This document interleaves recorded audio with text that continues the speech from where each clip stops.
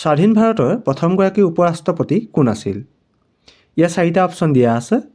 Option A দিয়া আছে Sarvepalli Radhakrishnan, option B দিয়া আছে doctor Rajendra Prasad, option C দিয়া আছে জৱাহৰলাল নেহেৰু আৰু অপশ্যন ডি দিয়া আছে লাল বাহাদুৰ শাস্ত্ৰী। এই চাৰিটা অপশ্যনৰ ভিতৰত শুদ্ধ উত্তৰ কোনটো হ'ব? শুদ্ধ উত্তৰটো হ'ব অপশ্যন এ সৰ্বপল্লী ৰাধাকৃষ্ণন। সৰ্বপল্লী ৰাধাকৃষ্ণন হৈছে স্বাধীন ভাৰতৰ প্ৰথমগৰাকী উপৰাষ্ট্ৰপতি। স্বাধীনতা মোৰ জন্মস্বত্ব, মই ইয়াক সাব্যস্ত কৰিমেই, এই জনপ্ৰিয় উক্তিটো কাৰ আছিল? ইয়াতে চাৰিটা অপশ্যন দিয়া আছে। অপশ্যন এ দিয়া আছে মহাত্মা গান্ধী, অপশ্যন বি দিয়া আছে বিনোৱা ভাৱে, অপশ্যন চি দিয়া আছে বাল গংগাধৰ তিলক আৰু অপশ্যন ডি দিয়া আছে দাদাভাই নৌৰোজী। এই চাৰিটা অপশ্যনৰ ভিতৰত শুদ্ধ উত্তৰ কোনটো হ'ব? শুদ্ধ উত্তৰটো হৈছে অপশ্যন চি বাল গংগাধৰ তিলক। স্বাধীনতা মোৰ জন্মস্বত্ব, মই ইয়াক সাব্যস্ত কৰিমেই, এই জনপ্ৰিয় উক্তিটো কৰিছিল বাল গংগাধৰ তিলকে। মাৰাঠা নামৰ ইংৰাজী কাকতখনৰ প্ৰতিষ্ঠাপক কোন আছিল? ইয়াৰ চাৰিটা অপশ্যন দিয়া আছে। অপশ্যন এ দিয়া আছে বিজয়লক্ষ্মী পণ্ডিত, অপশ্যন বি দিয়া আছে বাল গংগাধৰ তিলক, অপশ্যন চি দিয়া আছে ৰবীন্দ্ৰনাথ ঠাকুৰ, অপশ্যন ডি দিয়া আছে বল্লভ ভাই পেটেল। এই চাৰিটা অপশ্যনৰ ভিতৰত শুদ্ধ উত্তৰ কোনটো হ'ব? শুদ্ধ উত্তৰটো হৈছে অপশ্যন বি বাল গংগাধৰ তিলক।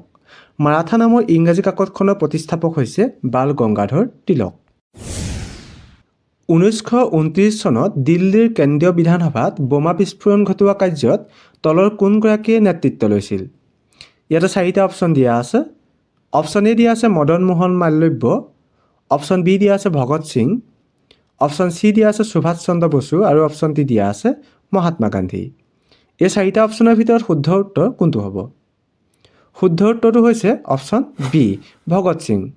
1929 চনত দিল্লীৰ কেন্দ্ৰীয় বিধানসভাত বোমা বিস্ফোৰণ ঘটোৱা কাৰ্যৰ নেতৃত্ব লৈছিল ভগত সিঙে। তলত উল্লেখ কৰা কোন চনত লক্ষ্ণৌত কংগ্ৰেছৰ অধিৱেশন হৈছিল? ইয়াতে চাৰিটা অপশ্যন দিয়া আছে। অপশ্যন এ দিয়া আছে 1885 চনত, অপশ্যন বি দিয়া আছে 1899 চনত, অপশ্যন চি দিয়া আছে 1907 চনত আৰু অপশ্যন ডি দিয়া আছে 1916 চনত। এই চাৰিটা অপশ্যনৰ ভিতৰত শুদ্ধ উত্তৰ কোনটো হ'ব? শুদ্ধ উত্তৰটো হৈছে অপশ্যন ডি 1916 চনত। 1916 চনত লক্ষ্ণৌত কংগ্ৰেছৰ অধিৱেশন হৈছিল। মহাত্মা গান্ধী কোন চনত ভাৰতীয় জাতীয় কংগ্ৰেছৰ সভাপতি হৈছিল? ইয়াতে চাৰিটা অপশ্যন দিয়া আছে।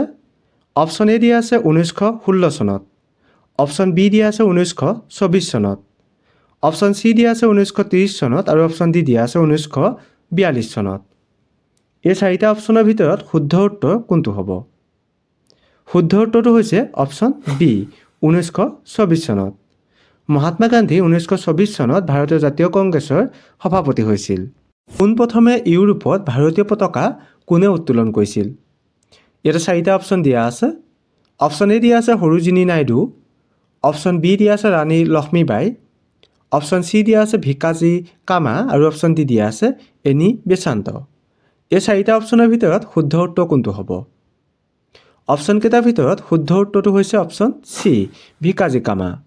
পোনপ্ৰথমে ইউৰোপত ভাৰতীয় পতাকা ভিকাজী কামাই উত্তোলন কৰিছিল। স্বৰাজ ধাৰণা কোনে প্ৰৱৰ্তন কৰিছিল? ইয়াতে চাৰিটা অপশ্যন দিয়া আছে।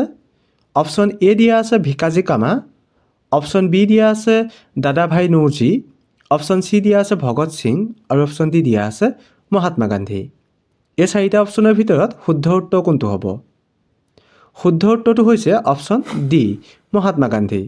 স্বৰাজ ধাৰণা মহাত্মা গান্ধীয়ে প্ৰৱৰ্তন কৰিছিল। মহাত্মা গান্ধীক হত্যা কৰাৰ সময়ত ভাৰতৰ ভাইচৰয় কোন আছিল? ইয়াতে চাৰিটা অপশ্যন দিয়া আছে।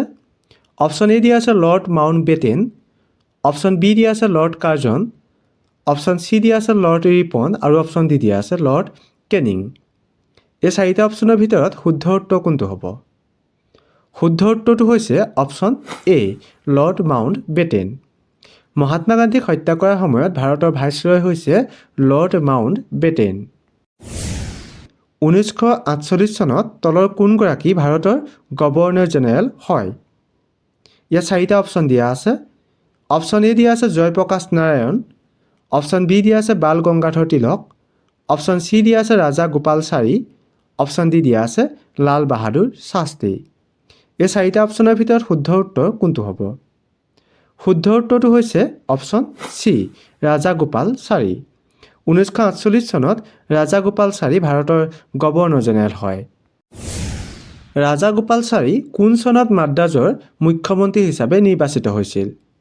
ইয়াতে চাৰিটা অপশ্যন দিয়া আছে। অপশ্যন এ দিয়া আছে 1948 চনত, অপশ্যন বি দিয়া আছে 1952 চনত, অপশ্যন চি দিয়া আছে 1955 চনত আৰু অপশ্যন ডি দিয়া আছে 1962 চনত। এই চাৰিটাৰ ভিতৰত শুদ্ধ উত্তৰ কোনটো হ'ব?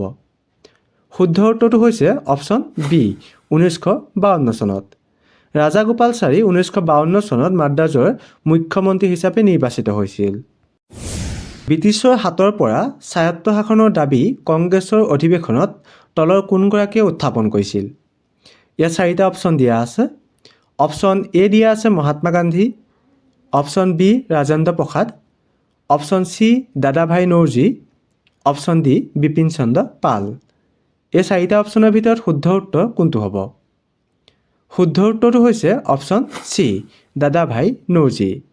ব্ৰিটিছৰ হাতৰ পৰা স্বায়ত্তশাসনৰ দাবী কংগ্ৰেছৰ অধিৱেশনত দাদাভাই নৌৰোজীয়ে উত্থাপন কৰিছিল।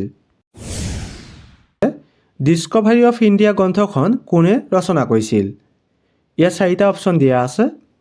অপশ্যন এ দিয়া আছে জৱাহৰলাল নেহেৰু, অপশ্যন বি দিয়া আছে বাল গংগাধৰ তিলক, অপশ্যন চি দিয়া আছে বিনোৱা ভাৱে আৰু অপশ্যন ডি দিয়া আছে মহাত্মা গান্ধী।